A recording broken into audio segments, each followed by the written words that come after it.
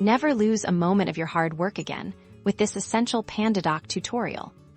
Today, we're diving into the simple, yet incredibly important, process of saving your documents in Pandadoc. This ensures all your brilliant edits and valuable progress are securely stored and ready for you whenever you need them. First, locate the document title at the very top of your Pandadoc interface. You'll see it clearly displayed right here. The great news is that Pandadoc is designed for efficiency. It features an automatic saving function as you make changes. You'll notice a brief auto-saved notification, usually appearing in the top right corner, indicating your work is being saved in real time. This is your first line of defense against data loss.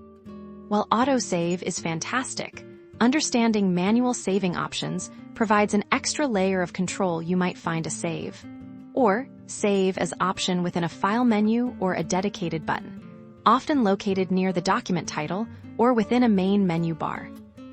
To initiate a manual save, consider clicking on the document title itself. This action often reveals a drop-down menu with various options. From this menu, select the Save option.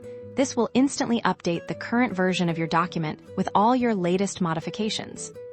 If you prefer to create a new copy of your document or want to rename it before saving, choose the Save as option. This will open a dialog box, allowing you to enter a new name and choose a location for your saved file.